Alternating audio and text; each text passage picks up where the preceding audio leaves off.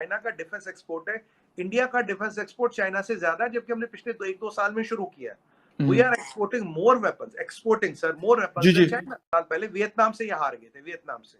तो हमसे तो क्या लड़ेंगे जो वियतनाम से हारेंगे। एन मौके पर जब अमेरिका ने फैसला कर दिया है, दुनिया को बता दिया है, पाकिस्तान को बता दिया है कि हिंदुस्तान हमारा special ally, major non NATO ally, उसके साथ जो हमारी कोऑपरेशन है वो स्ट्रेटेजिक है, मिलिट्री है, इकोनॉमिक है, टोटल कोऑपरेशन। क्या कर सकता है? चीन के पास ना वो तजर्बा है जंगों का, बिलखसूस अपने बॉर्डर से यानी पीपल्स लिबरेशन आर्मी जो है उसका एक बहुत बड़ा हवा है, क्योंकि अगर ना जवाब दें कल को अमेरिका को ये सिग्नल जाता है कि ये पेपर टाइगर है।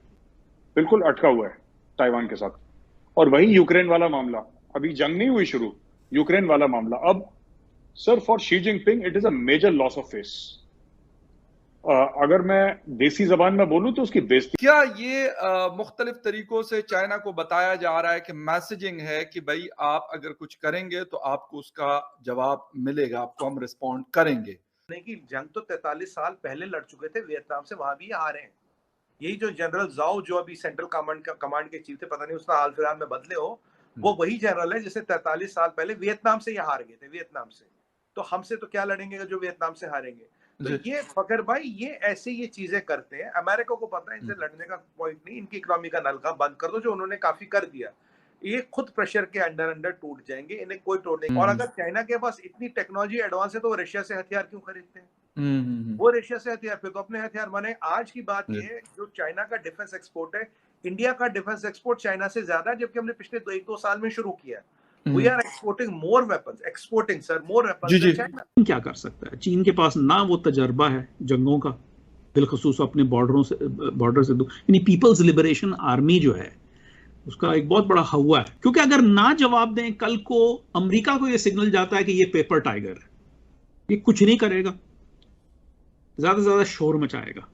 चीन का जो इकोनॉमिक सिचुएशन है वो खासी जो है खराब है। एक तो वो ग्रोथ नहीं रही, और BRI के जो प्रोजेक्ट्स हैं वो भी नहीं जा रहे। पाकिस्तान में जो हुआ उसका जो CPEC का हशर हो रहा है, तो वहाँ पे भी चीन को वो नहीं मिल रहा जो वो हासिल करना चाह रहा था। ये बावजूद इसके कि बहुत सारे पैसे खर्च कर दिए गए हैं, billions of dollars, tens of billions of dollars. इसी तरीके से म्यांमार के अंदर वो है।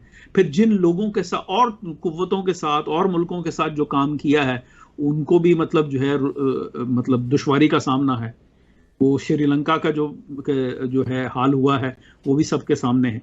तो चीन की वो माली सिचुएशन भी नहीं है, तो प्रेशर उधर से भी है कि ऐसा ना हो कि अमेरिका ये हमें जो है कमजोर समझ के तो बेसिकली जो है हमारे लिए एक नई रियलिटी बना दे कि जहां ताइवान जो है वो बिल्कुल ही हमारे सर सीने पे चढ़ के नाचना शुरू कर दे। चूज कर लिया और अफसोस से कहना पड़ता है कि वो एन मौके पर जब अमेरिका ने फैसला कर दिया है, दुनिया को बता दिया है, पाकिस्तान को बता दिया है कि हिंदुस्तान हमारा special ally, major non NATO ally, उसके साथ जो हमारी कोऑपरेशन है वो स्ट्रेटेजिक है, मिलिट्री है, इकोनॉमिक है, टोटल कोऑपरेशन।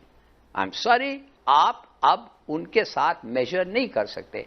ये मौके पे हम जाके उनके गोद में बैठे हैं, इसलिए ये कसूर किसका ही नहीं है। आई एम सॉरी, मैं नहीं कहता किसी का कसूर है, ये आपका बैड गवर्नेंस, 20-30 साल का इकोनॉमी को जो आपने तबाह कर दिया है, that is why you are in their lap. ठीक है, तो हालात देखने पड़ेंगे कि कहां पे हम जो है वो जा रहे हैं। बिल्कुल अटका हुआ है ताइवान के साथ। और वही यूक्रेन वाला मामला, अभी जंग नहीं हुई शुरू, यूक्रेन वाला मामला अब sir for Xi Jinping it is a major loss of face. अगर मैं देसी जबान में बोलूं तो उसकी बेइज्जती हो गई बहुत ज्यादा। उसने धमकी तो दे दी लेकिन धमकी पूरी नहीं कर पाया वो। तो लोग कह रहे हैं क्या फालतू का आदमी है, और उसके खुद के लोग कह रहे हैं। चाइनीज सोशल मीडिया जो कि स्टेट को अक्सर सपोर्ट करता है, उसके ऊपर आर्टिकल निकले थे कि Chinese social media has been very critical of the PLA and the communist party of China and Xi Jinping, saying that आपने पूरी चाइना की इज्जत मट्टी में मिला दी। अगर आपने धमकी दी तो फिर वो कहावत है ना सर पुरानी की, अगर पिस्तौल निकालो तो फिर ट्रिगर दबाने की भी हिम्मत रखनी चाहिए, otherwise don't take out the pistol. हथियार निकालते हो तो चलाने की हिम्मत होनी चाहिए, तो उनकी नहीं थी हिम्मत। अब अगर चाइना कुछ और भी करता है sir, let's say China attack physically कर देता है, जो कि चाइना के लिए बहुत मुश्किल है, बहुत मुश्किल है, लेकिन अगर चाइना अटैक भी कर देता है सर, तो चाइना के, मैं बता रहा हूं, नाक से खून निकल जाएगा इस चीज को करते करते, and they will suffer reverses more than what Russia suffered in Ukraine also. But this time the message is clear that India is not alone in the Himalayas. जो ये कह रहे थे ना, क्वाड बनाया, ऑकस बनाया, वो तो समुद्र के लिए है, हिमालय में भारत अकेला है, तो भारत अकेला ही संभलता आ रहा है चाइना को, ऐसी बात नहीं है. लेकिन ये भी मैसेज जाता है कि even America is willing to, क्योंकि अमेरिका क्यों एक्सरसाइज कर रहा है वहां पे? Why do you exercise in a certain location? Because you intend to put troops there. आपकी ये मंशा होती है कि वहां पे हम अपने फौजी डालेंगे.